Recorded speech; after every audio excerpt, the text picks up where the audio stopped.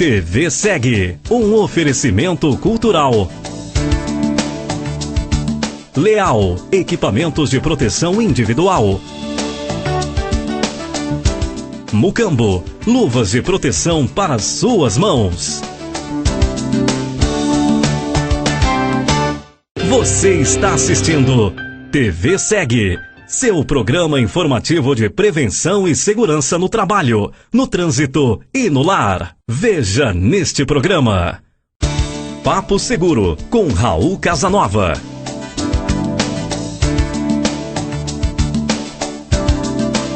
As Aventuras do Napo. Reportagens e notícias prevencionistas. Leal, 45 anos de compromisso com a segurança do trabalhador. Especializada em equipamentos de proteção para trabalho em altura, espaço confinado, eletricidade e atividades com risco de corte. Leal, sinônimo de confiança. Mucambo Profissional, há 60 anos, líder na fabricação em luvas de látex natural. Aqui você encontra inúmeras opções para proteger as mãos do trabalhador. Mucambo Profissional, a solução para as mãos que trabalham. Conheça os nossos produtos, acesse luvas.com.br.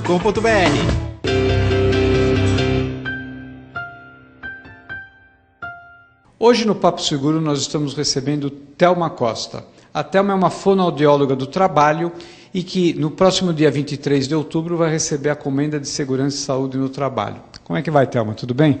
Tudo ótimo. Estou muito feliz de estar aqui nessa entrevista e recebendo essa comenda. É uma honra para nós dar uma comenda para você. Como você tem... Uma das coisas para receber essa comenda é ter mais de 30 anos na área profissional e ser indicada pela entidade de classe dos profissionais, os fonoaudiólogos. E depois existe uma comissão de seleção dos ex-comendadores que escolhem quem são os homenageados. E você vai receber agora no dia 23 a sua comenda. Conta um pouquinho da sua história como fonoaudióloga até chegar a ser fonoaudióloga do trabalho. Bom, eu me formei há 35 anos atrás, estou fazendo esse ano 35 anos de formada. E sempre, mesmo na faculdade, eu me interessei pela área de audiologia, que é a área que estuda os distúrbios da audição, que faz exames de audição, que faz indicação de aparelho. Então, sempre me interessei por essa área. E lá atrás, acho que é mais ou menos 30 anos atrás, que eu comecei a trabalhar efetivamente com saúde do trabalhador.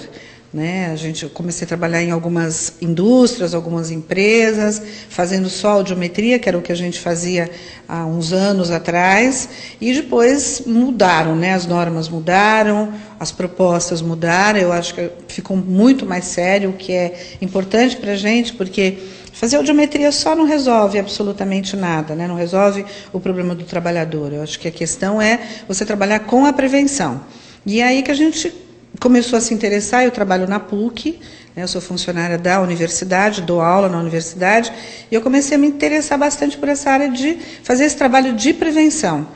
Porque depois que você detecta o problema está instalado, só basta você fazer uma indicação de aparelho. Então, o mais importante para a gente agora, o que a gente sempre preconiza, é você trabalhar com a questão da prevenção, que é o que eu tento fazer quando a gente faz esse trabalho, os programas de prevenção de audição, os programas de conservação auditiva, é sempre tentar a orientação ao trabalhador, não só hoje na área de audição, que hoje a gente também tem as áreas de voz, o pessoal de telemarketing, mas trabalhar mais na questão da prevenção, da promoção de saúde mesmo deles.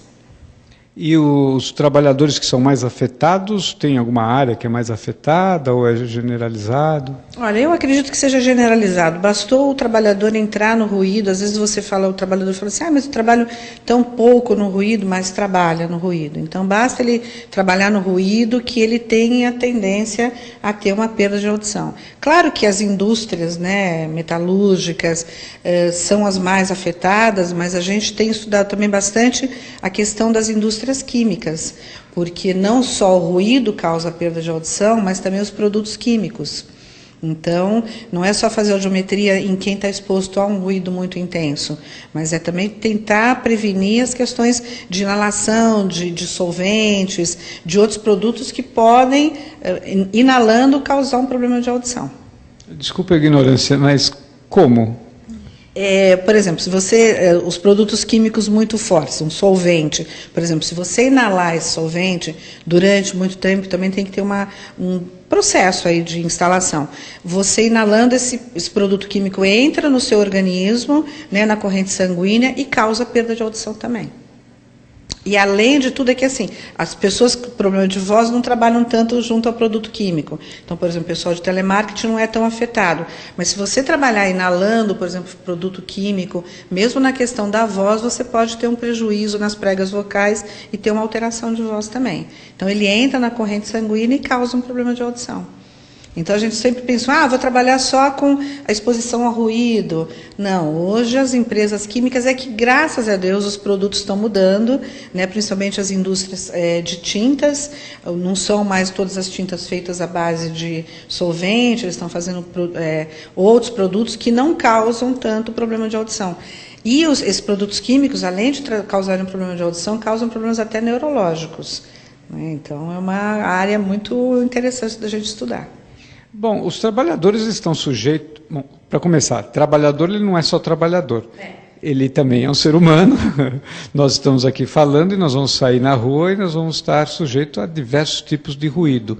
Como conseguir separar o ruído, ou a perda auditiva que é gerada por uma boate, onde o jovem... de uma...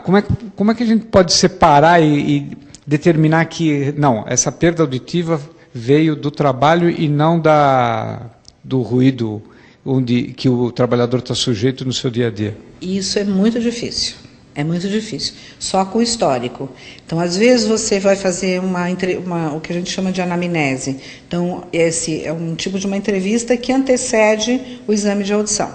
Então, você pergunta quais são os hábitos da pessoa. Se ele não te contar, por exemplo, que ele trabalha com marcenaria em casa, né? Que ele é um DJ de uma balada no final de semana. Se ele não te contar isso fica fora da história dele. Então, você vai achar que, efetivamente, aquele ruído é causado pelo ruído da empresa. É muito difícil, porque, por exemplo, uma pessoa que trabalha com uma marcenaria em casa, digamos, ele pode, por exemplo, trabalhar no escritório. Então, ele trabalha no escritório e não tem ruído. Então, não teria que ter uma perda de audição. Poderia até ter uma perda de audição por causa da idade, né, que a gente vai perdendo a audição com o tempo.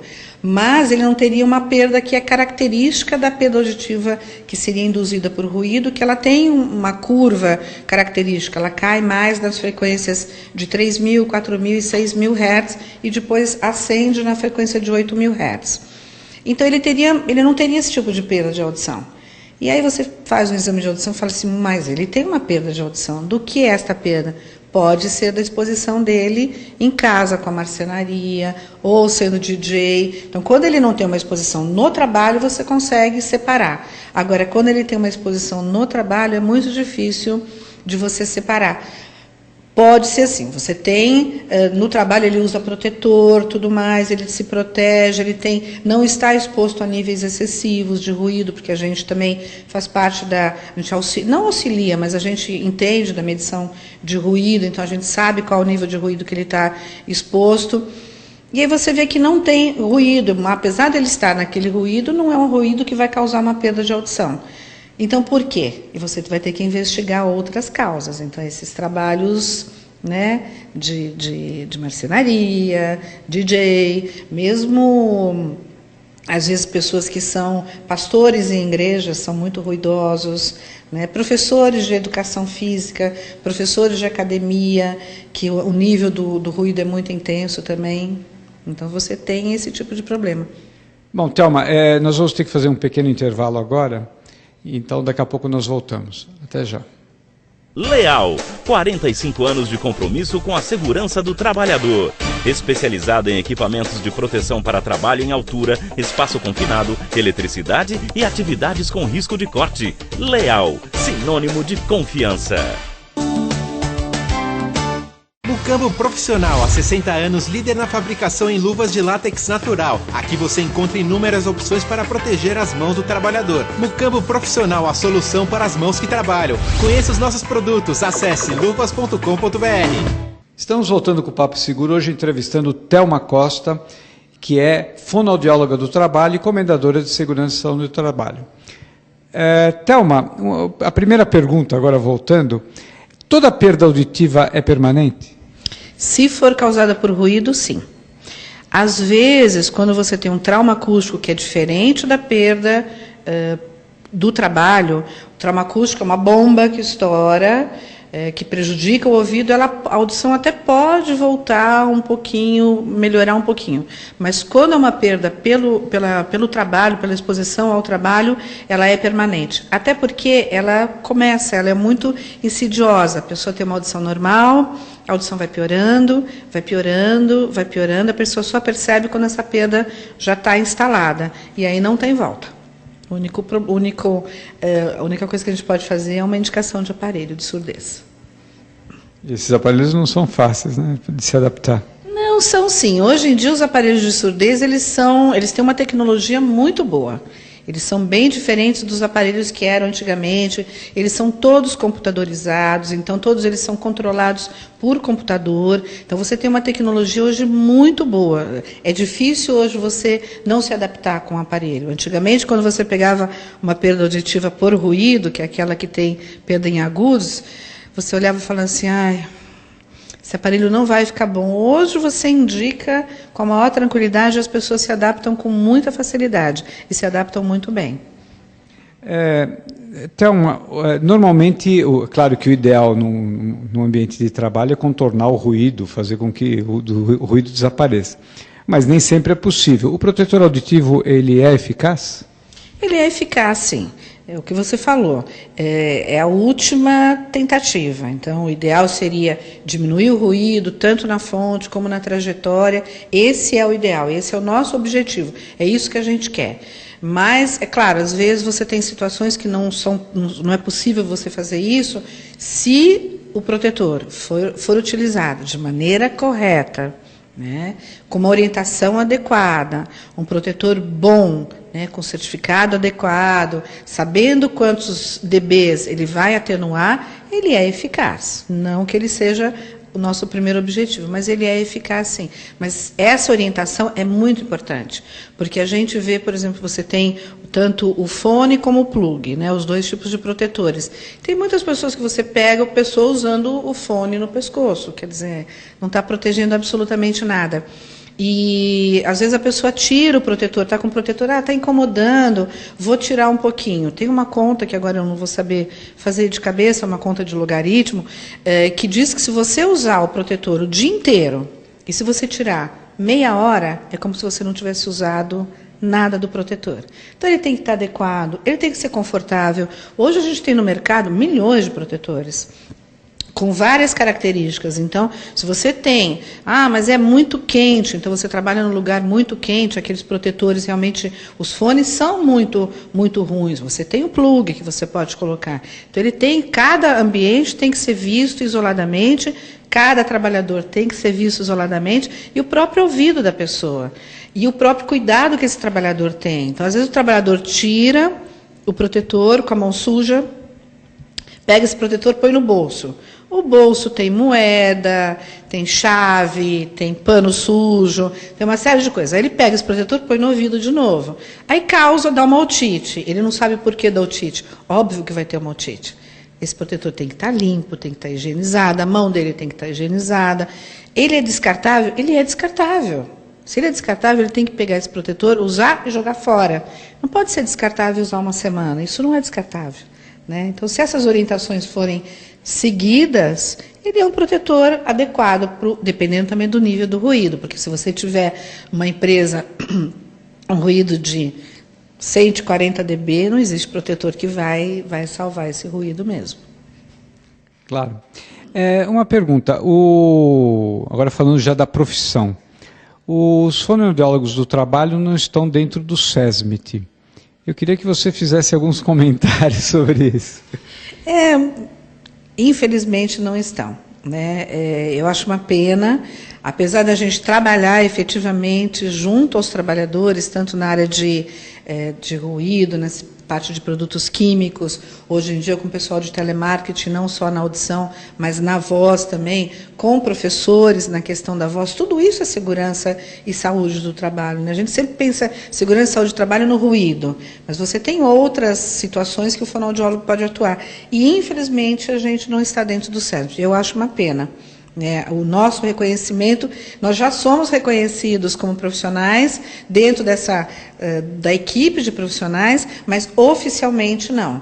Nós já entramos em contato com o Ministério do Trabalho para tentar inserir o fonoaudiólogo, mas até hoje, infelizmente, a gente ainda não conseguiu essa inserção oficial. Mas eu acho que em pouco tempo a gente vai conseguir. Sem dúvida. Bom, finalizando, eu queria agradecer a tua presença aqui, cumprimentá-la agora é uma comendadora, agora não, no dia 20, a partir do dia 23 vai ser uma comendadora, e esperar que você volte outras vezes aqui para a gente continuar esse assunto, que é um assunto muito interessante. Por favor, dê suas considerações finais. Eu que agradeço, eu fiquei muito feliz quando eu recebi o convite, né, e a comenda que eu vou receber agora dia 23, o reconhecimento pela Sociedade Brasileira de Fonoaudiologia, né, também que indicou o meu nome, e eu espero que a gente possa realmente trabalhar sempre junto nessa equipe multiprofissional, sempre em benefício do trabalhador. Muito obrigado. E a semana que vem nós voltamos.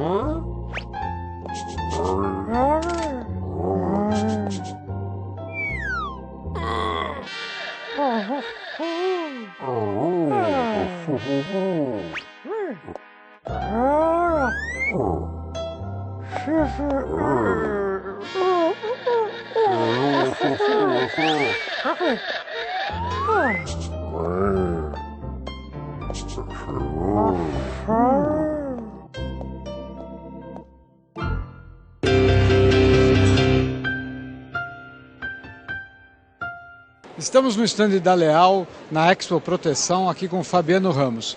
E ele vai nos explicar alguns dos equipamentos, alguns dos instrumentos, ferramentas que são usadas, que são fornecidas pela Leal, que são usadas para o eletricista na CEMIG, na CESP, nessas companhias elétricas. Tudo bom, Fabiano? Tudo bem.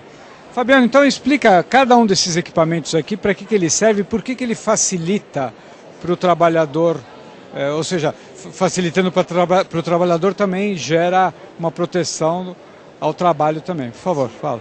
Bom, Raul, a Leal ela dispõe de uma série de equipamentos para facilitar a parte de manutenção dentro das empresas de energia. Muito comum os eletricistas hoje no mercado, eles utilizarem recursos técnicos para o dia a dia do seu trabalho. Então nós temos ferramentas que são específicas para a área de manutenção, para que facilite esse trabalho. Então nós temos desencapadores de cabos, né, que você consegue facilitar o desencape do cabo, minimizando o risco de corte, porque é muito comum o pessoal de manutenção utilizar estiletes, facas, né? Então nós temos aqui um equipamento que a gente pode demonstrar que você consegue facilmente desencapar um cabo sem o uso de estilete, né? Então você posiciona o cabo, consegue fazer o movimento, né, com facilidade.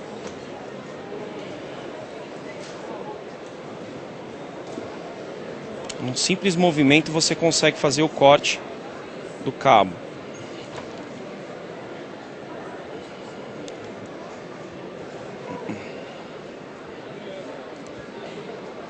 Então você tem uma facilidade muito grande no dia a dia, né? No dia a dia do seu trabalho.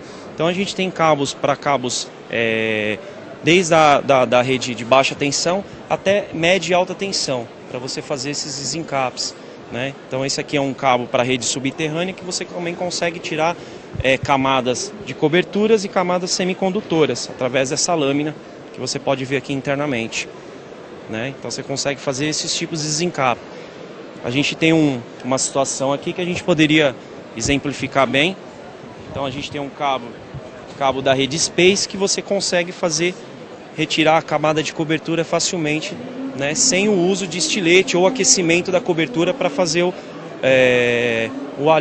amolecimento da camada. Só uma pergunta, rede Space você falou? Isso, rede compacta. Hoje é muito comum você ver essa rede na parte de construção, né? As redes, elas foram construídas, redes nuas, as redes compactas estão ganhando espaço em função de uma norma, uma normativa, né? Em função da segurança, de você não ter o contato dos próprios clientes, né? E para risco de choque elétrico, né? Então essa rede Space está tomando esse espaço. Então para você fazer uma manutenção, normalmente o pessoal utiliza os estiletes, o amolecimento dessa camada para facilitar.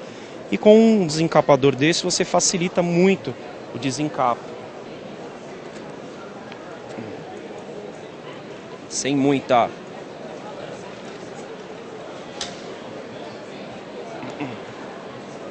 Você consegue fazer com que o cabo desencape facilmente, sem o uso de estilete.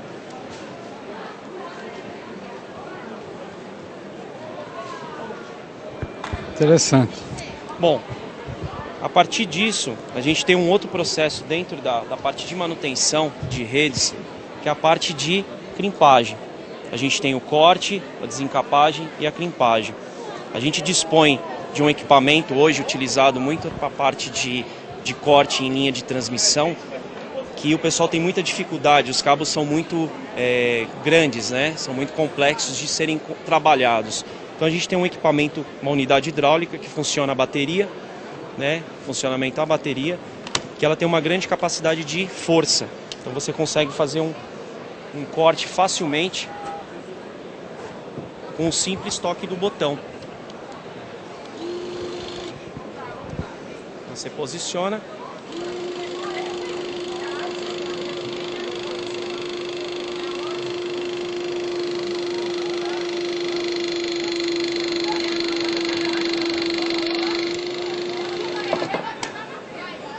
Então você consegue fazer esse trabalho de manutenção facilmente.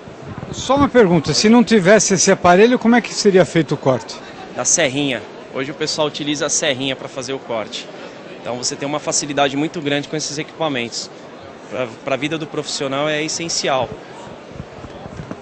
E aí um outro processo, que seria um processo final dessa preparação, né? Você tem a parte de crimpagem. O que acontece? Todos esses equipamentos recebem um conector. E esse conector você precisa fixar ele no condutor. Então para que você faça isso você precisa de um equipamento.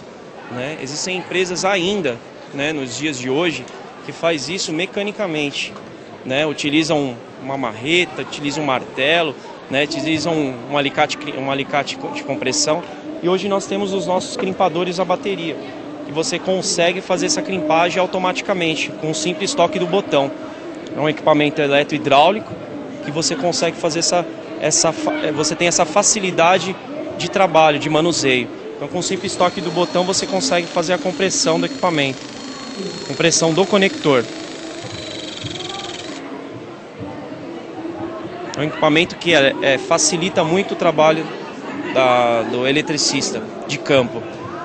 Então, esses são alguns produtos que a Leal dispõe, dentre outros, né, que facilita.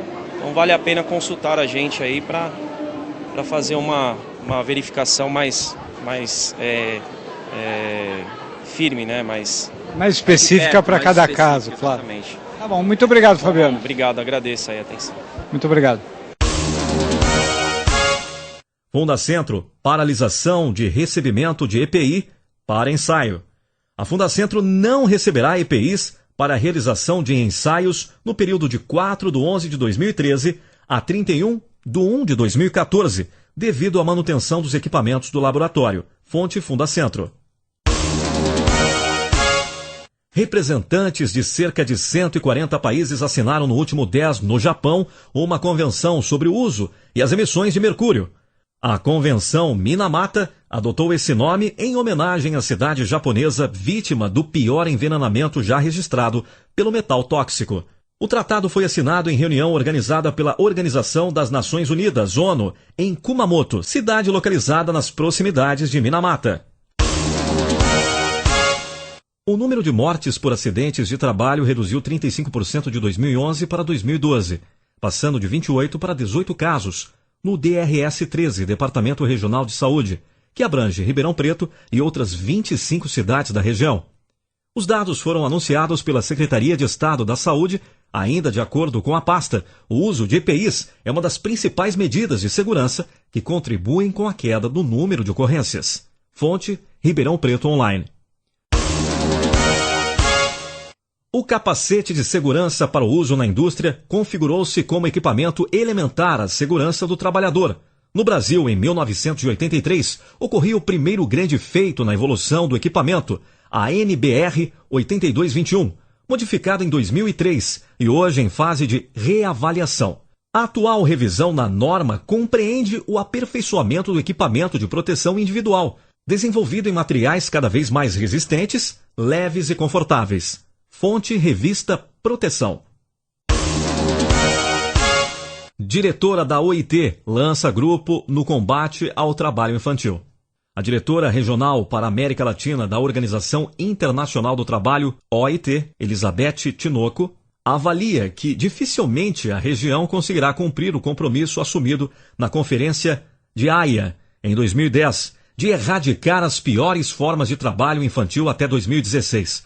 Para a diretora, os países deverão empreender uma série de esforços em conjunto para conseguir a erradicação até 2022. Fonte Agência Brasil. Justiça obriga a maternidade em Maceió a cumprir normas de SST. O MPT recebeu várias denúncias de irregularidades, inclusive do Sindicato dos Médicos do Estado de Alagoas, referente à falta de material básico e de equipamentos de proteção individual, EPIs, principalmente para os profissionais que têm contato com sangue e secreções de doentes, como também a falta de limpeza e a existência de vazamentos nos locais de trabalho. Fonte Primeira Edição. Saúde Pública em Goiás. MTE aponta irregularidades de SST.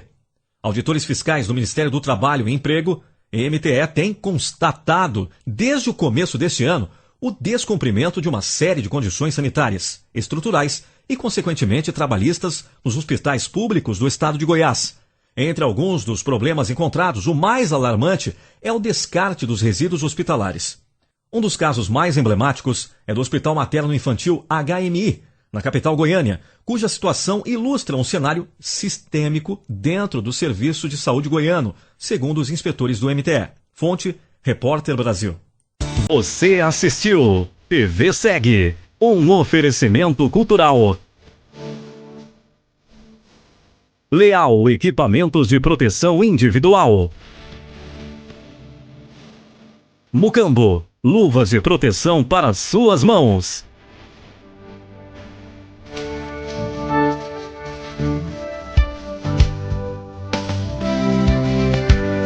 Até o próximo programa.